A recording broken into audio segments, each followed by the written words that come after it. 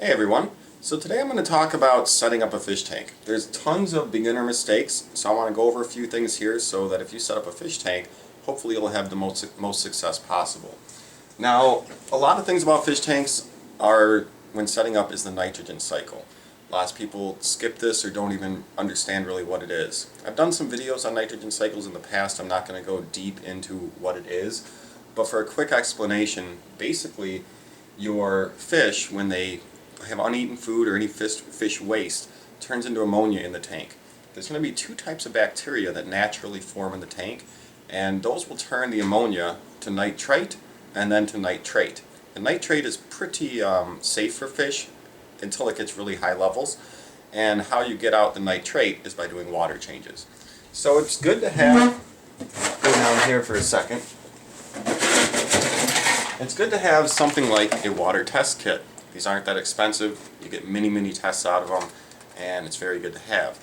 But the problem that many people have is they set up their tank, they put in something like this, removes chlorine, helps set up your tank. And then they think their tank is ready and they put in tons of fish, and then a week later all their fish die.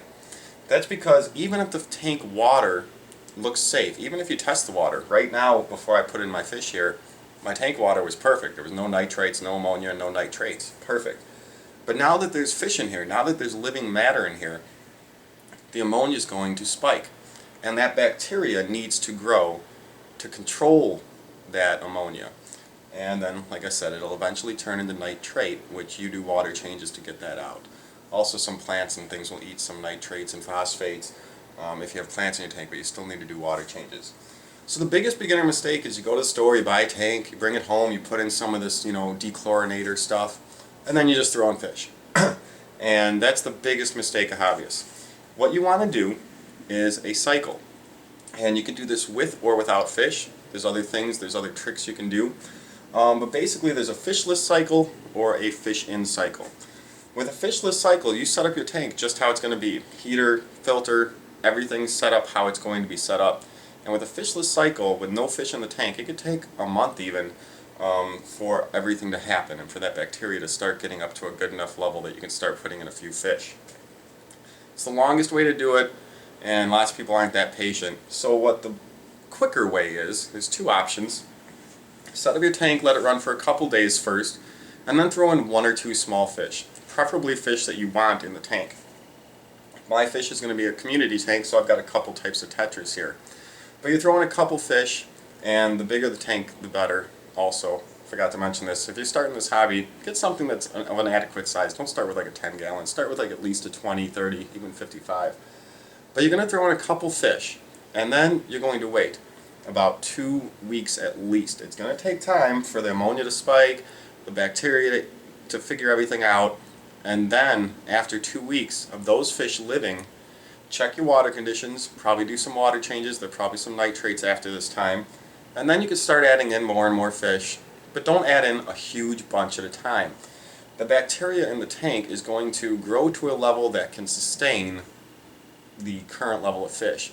So if you go out to the store and you have, let's say, 1 or 2 fish in there for a week, and then you throw in 15 fish all at once, there's a good chance the ammonia is going to spike and all your fish can die overnight instantly again. The ammonia basically drowns them. I know they're in water, but it basically just destroys their gills and they can't breathe, they die.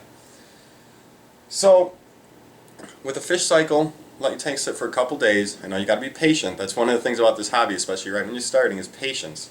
Throw in a couple fish, wait a couple weeks, throw in a couple more every few days after that. Don't just throw in a ton at once. It's another big mistake that fish keepers make. Another way you can cycle your tank, without fish but kind of like a fish-in cycle, is maybe you have a friend or maybe a family member or someone, a neighbor, that has a nice fish tank that's set up, and one way you can expedite the cycle time is actually what I did. Before I put these fish in, for the past week, I've got 2 filters in here. Only one's going to stay in here, this one over here. But this filter, I took the filter pads out of another freshwater tank that I have that's established and it has bacteria. The bacteria is going to grow in the filter pads as well as on rocks and gravel. It doesn't grow in the water, it grows on things. So I took my filter pads out of a tank that's established and I put them in this tank with this filter. So that's helping get everything going. The filter pad was a little dirty, so there's some, waste and stuff to be broken down in there. So that is going to help. It's kind of like having a bunch of fish in there, but without the risk of the fish dying when the ammonia spikes. So if you have a friend, family member, something, you could take their filter. If you don't have the exact same filter, like I put my filter pads in this filter, you can just throw them in the tank somewhere. Just put them in the gravel, just throw that in there. Maybe just take a few pieces of gravel from their tank, or take one little rock or something from their tank. Put it in yours for a week. That will really help jumpstart and get the ammonia cycle going. After that, you still put in a few fish at a time, and then keep building up. Always test your water as well. Not many people do this, especially when starting. I know when I started fish keeping, geez, I don't think I tested my water for years. People just don't realize it's important to do. You're going to save your fish and your money, and it's super simple to do. So I had that test kit, I think I threw it back under there, but it's real simple to use. There's paper ones too, they're not as accurate, but they give you a little quick reading at least. And you want to watch your ammonias, your nitrates, and your nitrates. Make sure you have 0 ammonia, 0 nitrite. You should never have any of those. Once the good bacteria have grown, they'll take care of that instantly. You should only have nitrates in your tank, and you get those out with water changes. So that's just a little bit of information. Be patient when you start with a fish tank. You have to let that cycle happen. Do not just go and say, oh, I've got fresh, clean water, I threw in conditioner, I'm good to go. Because you're going to waste a lot of money and you're going to kill a lot of fish when that nitrate cycle is going. Once it's fully established, you don't have to worry much. You just do water changes every, I'll do like 30% water change about every couple weeks. You don't have to do them all that often, depending on how stocked your tank is. You can keep track using the liquid test kits of your nitrate. But you just do like a 25 up to 50. People say all different ranges. Oh, do a 25%, do a 50%. If you just change out 25% of the water every week or so, every couple weeks, maybe even only every month, just depends how stocked your tank is, how big it is and such, that'll keep your tank running good. And when you do that water change, you never empty the tank fully. You don't want to kill off your bacteria. You just want to do 25% or so the new water that comes in doesn't kill off any of the bacteria that you had, and your tank stays good. Filter pads also. Do not wash your filter pads. If you got rewashable ones, some filter pads are just you replace them. I can clean mine off and reuse them. You don't want to clean those in sink water. The temperature difference, the chlorine, all that's going to kill all the bacteria on there. So you actually want to take out a few scoopfuls with a cup, put them in a bucket of tank water.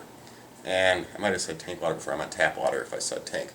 So you're going to want to clean them in tank water instead of tap water. Take out a few things into a bucket, clean off your filters in the bucket and put them back in. Then you're going to get off all the gunk without killing all the good bacteria. If you have replaceable filters, it's best to have 2 filter pads. Some filters come with 2 pads. Some have a bio wheel. That works as well. You never replace those. They stay on all the time. And that's where some of your good bacteria lives. But if you have no bio wheel and just filters, it's best to have 2 pads and replace them about 2 weeks separate from each other. That way you're never taking out the whole thing, killing off all the good bacteria in there when you put in a new pad that's just gone. So, I think that pretty much covers what I wanted to talk about with a new fish tank. Just be patient. Don't go out and, put a ton of things in. Best thing to do is go online. Get your tank set up, look at it, see the size, go online and research. What fish do I want to put in here? Will these fish go here? Can I put this fish in? And for a week, just have fun, figuring out what type of fish you want in the tank, make a list of the fish you want, and then start slowly adding them. So, there we have it. I'll keep doing updates on my tank as I start putting more fish in. There's going to be a nice community tank here, but right now just 2 types of fish. And if you have any questions, let me know. Happy pipe keeping. See y'all later.